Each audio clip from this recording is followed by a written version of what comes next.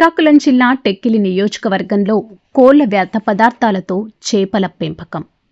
దీనివలన ప్రజలు రోగాల బారిన పడే అవకాశం ఎక్కువగా ఉంది అని టెక్కిలి డివిజన్ ఆర్డీఓ గారికి ఎంఆర్ఓ మరియు జిల్లా డిప్యూటీ డైరెక్టర్ పశు సంవర్ధక శాఖ వారికి వినతులు ఇచ్చారు.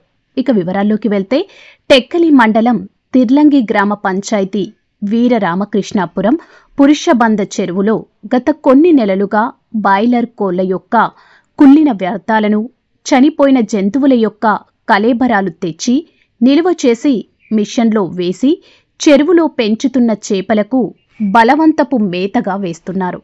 దీనివలన చేపలకి అనేక రకాల విషపూరితమైన బ్యాక్టీరియాలు సోకి రక్తంతో కూడుకున్న వాంతులు, విరేచనాలు కంట్రోల్ కాకుండా ప్రాణాలు పోయే ప్రమాదకరమైన జబ్బులు చేపలు తినే మనుషులకు వస్తాయి.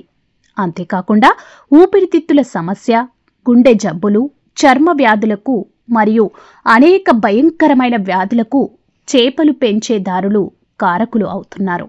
మరియు చెరువులో విష వ్యర్థాలు నిల్వ చేస్తున్నారు.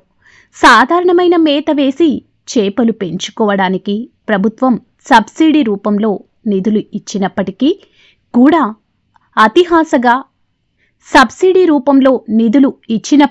కూడా అత్యాశగా డబ్బు కోసం ఇలాంటి పనులు చేస్తూ పెద్ద పెద్ద రెస్టారెంట్, హోటళ్లు ఈ యొక్క చేపలను పంపిణీ చేస్తూ ప్రజలకి అనేక వ్యాధులు రావడానికి కారకులవుతున్నారు.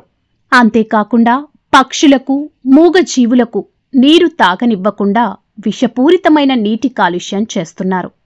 సమీపంలో భరించలేని దుర్గంధం, కాలుష్యం, మట్టి కాలుష్యం మరియు వ్యవసాయానికి పనికిరాని విధంగా నీటి కాలుష్యం, రైతులు కంటి వ్యాధులు సోకే విధంగా అవడానికి కూడా కారకులవుతున్నారు.